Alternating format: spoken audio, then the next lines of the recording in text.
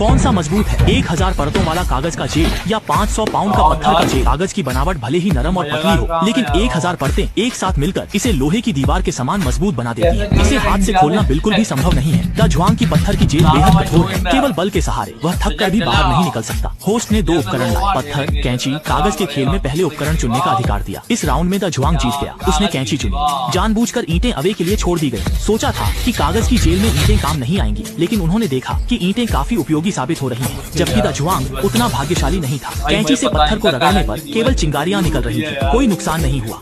Away ने ईंटों से कागज की दीवार को तेजी से रगड़कर कई परतें खोल दी। होस्ट ने उपकरण प्रदान करना जारी रखा। इस बार द जुआंग को फिर से पहले चुनने का अधिकार मिला। उसने एक बड़ा लकड़ी का हथौड़ा चुना, जबकि अवे को एक छोटा चाकू मिला।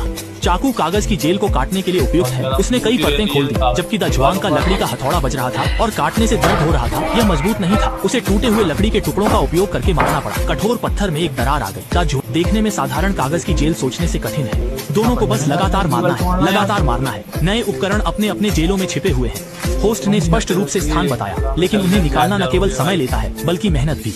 अवे को कई परतों में लिपटे प्लास्टिक की फिल्म को फाड़ना होगा, जबकि द जुआंग की रेत की ढेर 1 मीटर से अधिक ऊंची है और उच्च उपकरण शायद सबसे नीचे छिपा हुआ है। उसे रेत को पूरी तरह से हटाना होगा।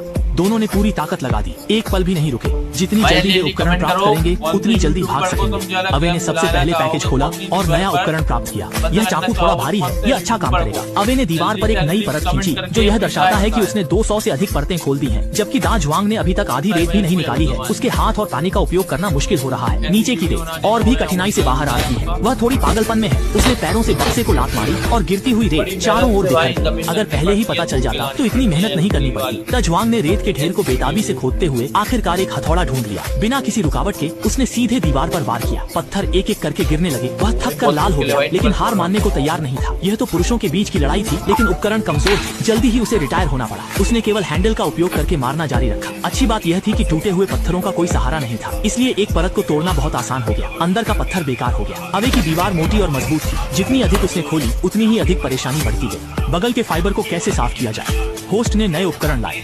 इस बार अवे को पहले चुनने का अधिकार मिला। उसने कुल्हाड़ी ली और जानबूझकर चाकू द जुआंग के लिए छोड़ दिया। जैसा कि उसने चाहा, चाकू से पत्थर के फाइबर को हटाना संभव नहीं था। द जुआंग ने संघर्ष छोड़ दिया और अगले उपकरण का इंतजार किया। अवे भी बहुत निराश था। मोटी कागज की परत को काटना बिल्कुल भी संभव नहीं था।